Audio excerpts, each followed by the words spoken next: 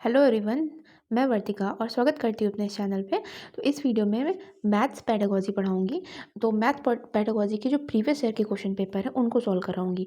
तो देखिए, अगर आप एग्ज़ाम जाने से पहले इस वीडियो को मल्टीपल टाइम्स देख लेंगे तो ये 15 मार्क्स की जो पेडागोजी है उसमें से 12 प्लस तो आपके कन्फर्म है। ठीक है, ये मैं अपने अनुभव से बता रही हूँ क्योंकि मैंने भी पहली बार में सीटेट पास किया था।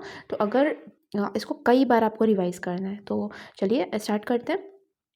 पहला क्वेश्चन है यहाँ पे कि निम्नलिखित में से कौन सा मुक्त उत्तर वाला प्रश्न है, यानी कि ओपन एंडेड प्रश्न। जब मैंने पेडागोजी में बताया भी था, ओपन एंडेड प्रश्न वो प्रश्न होते हैं जिनके कई आंसर निकलते हो। तो देखिए ऑप्शन समझते हैं।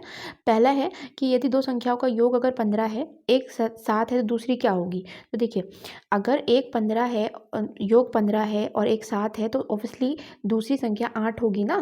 तो ये मुक्त उत्तर वाला नहीं है, ये क्लोज एंडेड है, यानी कि बंद वाला है। ठीक है, तो ये तो गलत हो गया। अगला है अनिल की आयु 7 वर्ष है, पिता की आयु उसकी आयु से 5 गुना है। तो पिता की आयु कितनी हो गई, 7×5 35 हो गई। तो ये भी तो एक आंसर निकला ना। जिसमें एक आंसर निकले वो बंद उत्तर वाला प्रश्न होता है और हमको मुक्त वाला ढूंढना है। अब यहाँ कह रहा है कि यदि दो संख्याओं का योग 17 है और वे संख्याएं क्या होंगी। मतलब कोई दो नंबर है जिनका सम 17 है तो वो 10 और देखिए वो क्या हो सकती हैं, वो 10 भी हो सकता है, 7 भी हो सकता है। ठीक है, एक सेट ये बना। या फिर 9 भी हो सकता है और 8 भी हो सकता है। ठीक है, इस तरीके से कई आंसर जिसके निकल रहे हों वो हमारा क्या हो जाएगा, मुक्त उत्तर वाला। ठीक, यही आंसर हो गया हमारा। आखिरी पे देख लेते हैं, 17 में क्या जोड़ें कि 23 बन जाए। तो 17 में ऑब्वियसली 6 जोड़ेंगे तो ये 23 बन जाएगा। तो ये कैसा है, बंद वाला है। ठीक, तो ये आंसर नहीं होगा।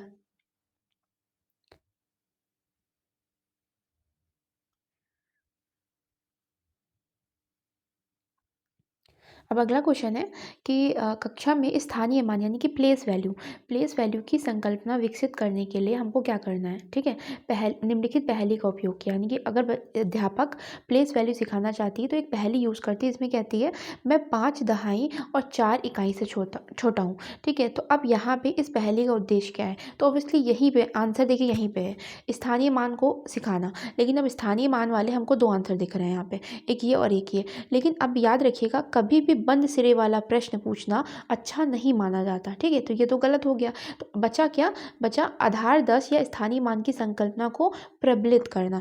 ऐसे क्वेश्चन पूछ करके वो प्लेस वैल्यू वाली जो कॉन्सेप्ट है उसको बच्चे में क्लियर करना चाहती है। अगला क्वेश्चन है कि प्राथमिक कक्षा में आकृतियाँ पढ़ाने के क्या उद्देश्य होते हैं, यानी कि शेप्स को पढ़ाने के क्या उद्देश्य होते हैं। तो पहला होता है दृश्य कौशल का विकास करना। ठीक है, बिल्कुल, विजुअलाइजेशन स्किल्स का विकास करना। तो ये तो वैन हीले की थ्योरी में भी है, तो ये तो बिल्कुल सही होगा। फिर अगला कह रहा है ज्यामितीय आकृतियों के नाम को स्मरण करना। कभी भी स्मरण करना, याद करना, ये कभी भी आंसर हो ही नहीं सकता। ये पेडागोजी की तो ट्रिक है। ठीक, अब अगला है दिक स्थान संबंधी यानी कि स्पेशल संबंधी तर्क कौशल में वृद्धि करना। बिल्कुल, ये मैंने अपने पेडागोजी सेक्शन में बताया भी था कि आकृतियाँ पढ़ाने के लिए, आकृतियाँ पढ़ाने से होगा क्या कि बच्चों के अंदर भौगोलिक स्थिति, दिशाएं और डायरेक्शन, मतलब ये जो टॉपिक्स हैं ये बहुत अच्छे क्लियर हो जाएंगे। तो ए और सी इसके आंसर हो गए। अगला क्वेश्चन है कि निम्नलिखित में से कौन से शिक्षण अधिगम साधन के रूप में प्रयोग किया था दृष्टिबाधित, यानी कि जिनको आँख से दिखाई नहीं पड़ता उन विद्यार्थियों के लिए। तो देखिए यहाँ पे हमको दिख रहा है पहला जियो बोर्ड। तो जियो बोर्ड एक ऐसे चौकोर बोर्ड होता है जिसमें कीलें लगी होती हैं। ठीक है, और इसमें रबड़ की पट्टी का यूज़ किया जाता है विभिन्न आकृतियों को दर्शाने के लिए या फिर उनको सिखाने के लिए। तो अब जो दृष्टिबाधित हैं वो उसको ऑब्वियसली फील करेंगे। तो यहाँ पे जियो बोर्ड तो एक आंसर हो गया कि इससे बच्चे को पढ़ाया जाता है।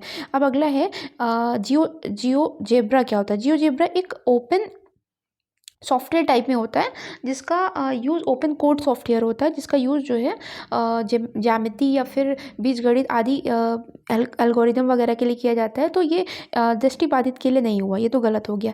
गिन तारा यानी कि एबेकस, एबेकस जो बॉल्स का यूज़ किया जाता है ना, वो हो गया। तो बिल्कुल ए और सी इसके आंसर हो जाएंगे। ग्राफिक कैलकुलेटर का भी यूज़ दृष्टिबाधित के लिए नहीं किया जाता। तो इसका आंसर हो गया ए और सी। देखिए कुछ क्वेश्चन आपको याद करने ही पड़ेंगे। जैसे दृष्टिबाधित वाला जो था उसका वो जो टीएलएम यूज़ हो रहा है उसको याद कर लीजिएगा कि हाँ इनमें ये यूज़ होता है।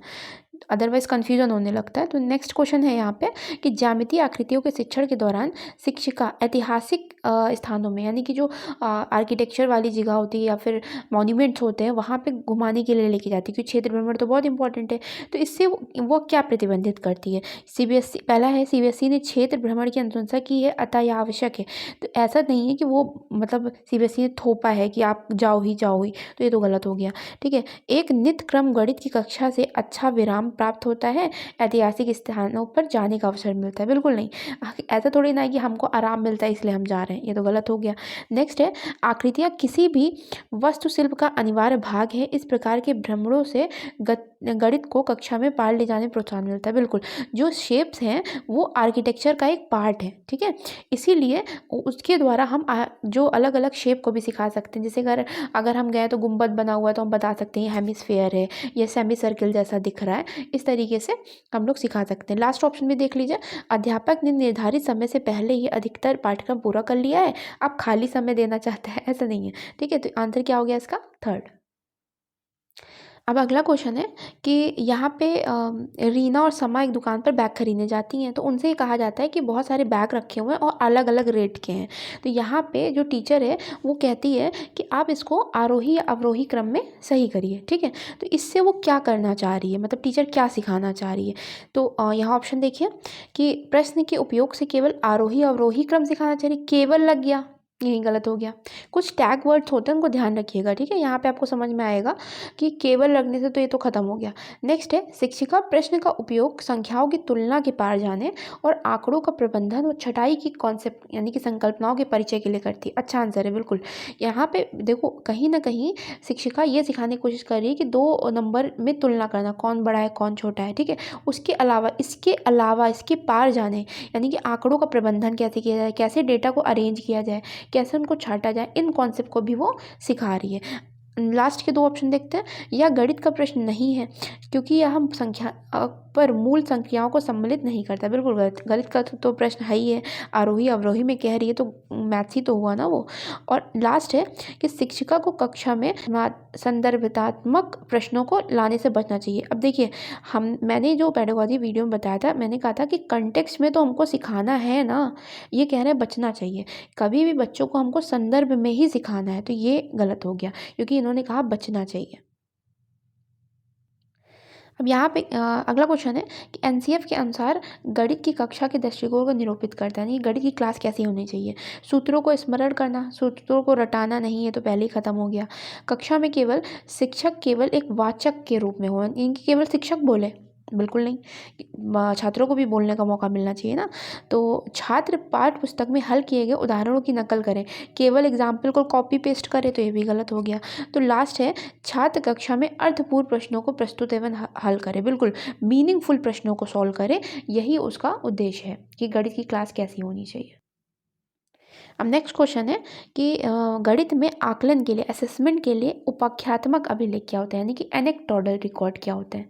एनेक्टोडल रिकॉर्ड, ये मैंने पेडागोजी में बताया है अपनी वीडियो में कि ये वो दिन प्रतिदिन के आधार पर बच्चों की प्रगति को लिखित रूप से समावेशित करता है और अवलोकनात्मक वृत्तांत अभिलेख रखता है। यानी कि अब देखिए, बच्चे की जो डे बाय डे की जो प्रोग्रेस है उसको लिखा जाता है उस रिकॉर्ड में, एनेक्टोडल यानी कि उपाख्यानात्मक रिकॉर्ड में।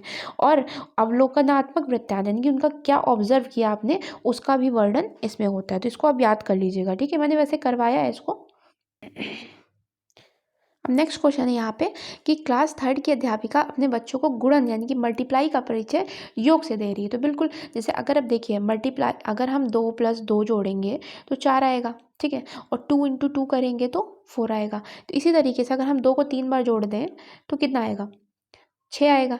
लेकिन 2 को अगर हम 3 से गुणा कर दें तभी तो 6 आएगा। इसका मतलब मल्टीप्लाई सिखाने के लिए वो योग यानी कि ऐड का सहारा ले रही है। तो यहाँ पे वो क्या करना चाह रही है? तो देखिए, गुणन का परिचय अनौपचारिक रणनीतियों से कराने हेतु विद्यार्थियों के पूर्व ज्ञान और अनुभव से उपयोग में ला रही है। जहाँ पे भी ये ऑप्शन दिखे कि विद्यार्थियों के पूर्व ज्ञान से जोड़ा जा रहा है, उनके अनुभव से, वो तो हमेशा बेस्ट आंसर होगा।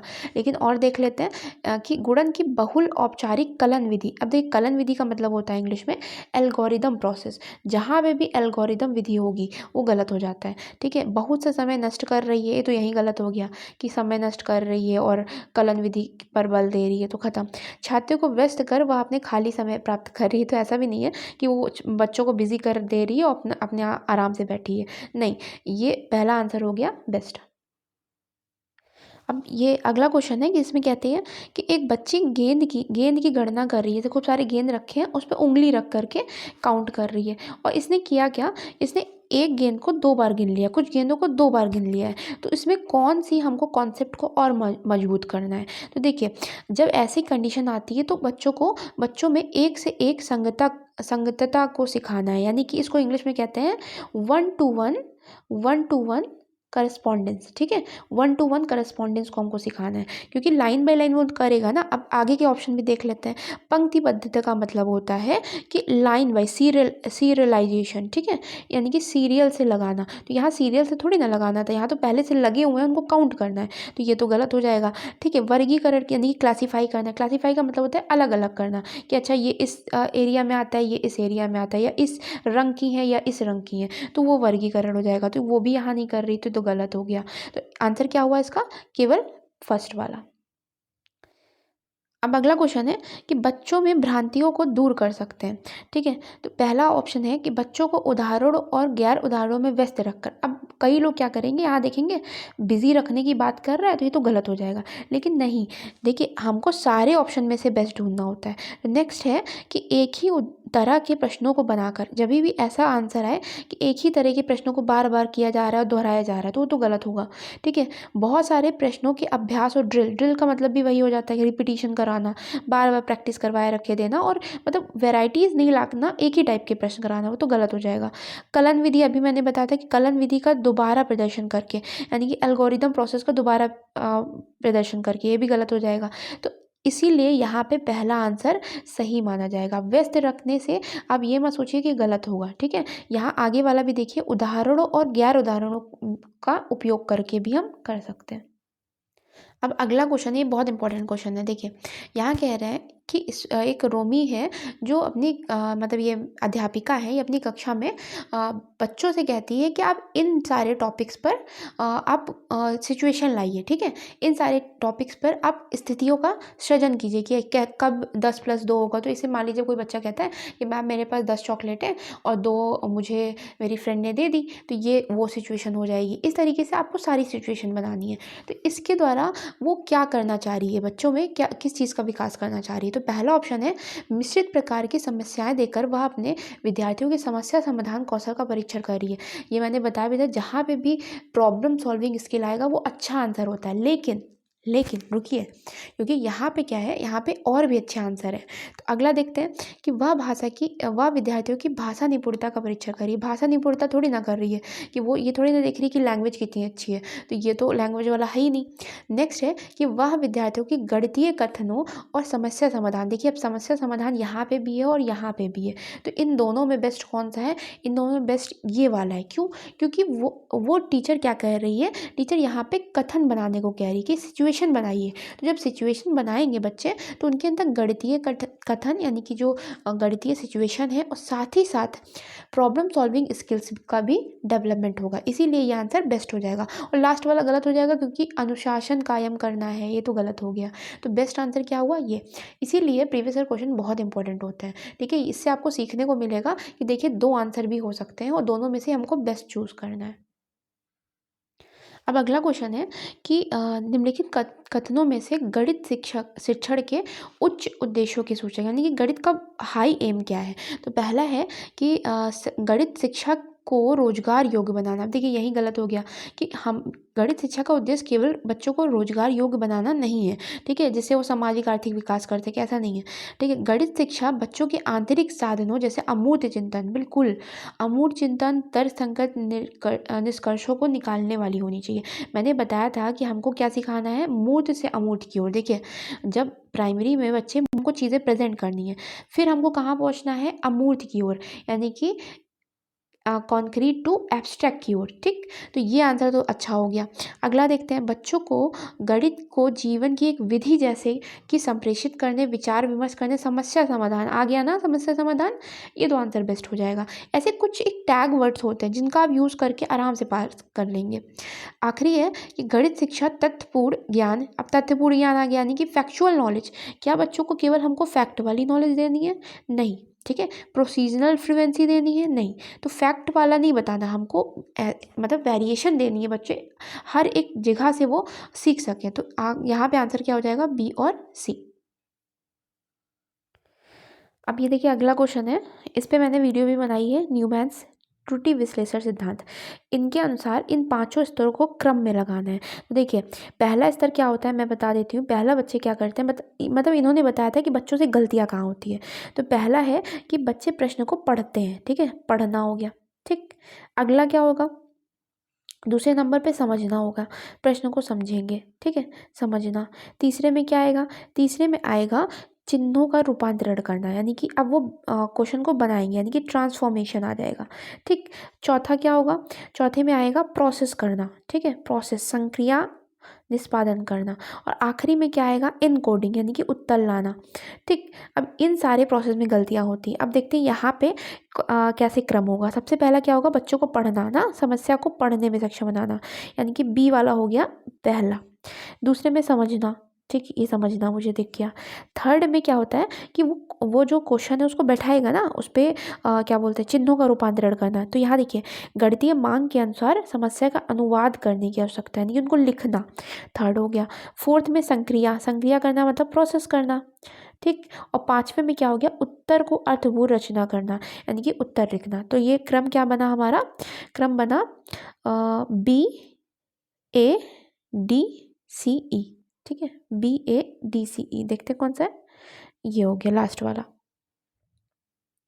अब अगला क्वेश्चन है कि गणित के शिक्षक के पेशेवर विकास के लिए, यानी कि गणित के शिक्षक के जो उनका प्रोफेशन है उसके डेवलपमेंट के लिए कौन सा वांछनीय नहीं है। ठीक है, तो पहला देखते हैं, गणित की कार्यशालाओं और गोष्ठियों में उपस्थित होना। तो ये तो अच्छा है ना कि उनकी जो लैब्स होती हैं या फिर जो मीटिंग्स होती हैं उनमें उपस्थित होना, ये तो अच्छा माना जाएगा।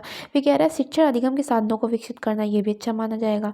ठीक है, अगला कह रहा है कि अपने और दूसरे विद्यालयों के गणित के शिक्षकों के साथ न्यूनतम वार्तालाप। तो ये तो गलत है, बिल्कुल निगेटिव यहीं से पता चल रहा है कि आप कम से कम बात करेंगे। ऐसा थोड़ी ना होता है कि हम दूसरे गणित के शिक्षकों से कम बात करें। आखिरी है शिक्षक विकास, फैकल्टी डेवलपमेंट के कार्यों में भाग लेना है। तो अच्छी बात है, तो ये तो अच्छा होगा। लेकिन हमसे पूछा था कि कौन सा नहीं है, तो यही हमारा हो जाएगा थर्ड वाला नहीं। तो आई होप आपको समझ में आया होगा। और इस टाइप से जैसे मैं प्रीवियस ईयर कराती हूँ, अगर ऐसे करेंगे तो आपका कंफर्म निकल जाएगा। ठीक है, तो अच्छी लगी वीडियो तो लाइक करिएगा और चैनल से सब्सक्राइब कर दीजिएगा और शेयर करना मत भूलिएगा। Thank you.